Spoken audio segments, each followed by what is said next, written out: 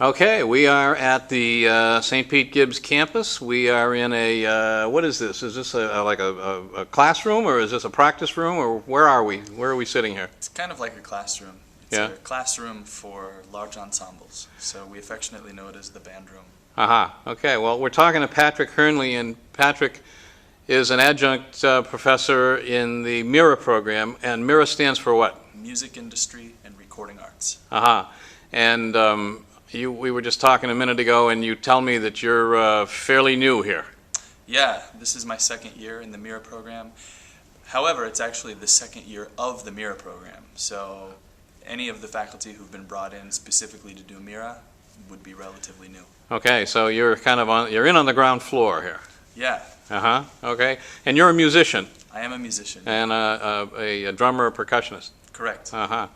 Okay, so how many students are in the MIRA program? I couldn't give you an exact figure, but it's a lot. I want to say upwards of 150. So, and that's only in 2 years.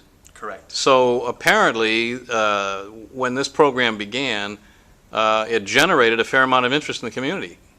Right. You could say it generated interest, or you could say that it tapped into an existing interest. Uh-huh. Both, I think. Yeah. So there's always been a fair amount of interest musically in this area, would you say, or was there a sort of a need for this kind of a program that didn't exist? I think so. I think the MIRA program is it's a rare. I wouldn't say unique, because there are others, but it's a rare program in that sense. Is it a rare program in a community college? I think so, but interestingly, I think that a community college setting is the perfect setting for it. Why is that? Well, for example, I did my master's degree at Indiana University. It's a Big Ten school in the Midwest. Very well-known school of music, huge school of music. Also known for being a little more conservative. Although, to their credit, they do have jazz and they've added some world music stuff. But in general, it would be hard for me to imagine a program like MIRA really settling into an established, like a Big Ten setting. I think that this setting is perfect for it because many of the students who are coming here are students who have traditionally been underserved.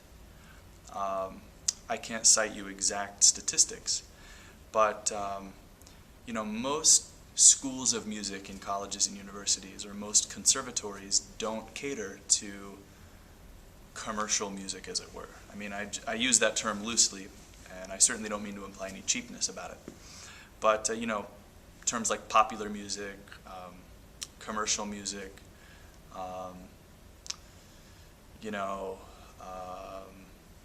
music production, audio engineering, these types of music making have generally been on the periphery of, and sort of on the periphery of classical music. It's mostly Western classical music that has been front and center in virtually all colleges and universities throughout the U.S. There are some exceptions. Berklee College of Music is a well-known exception.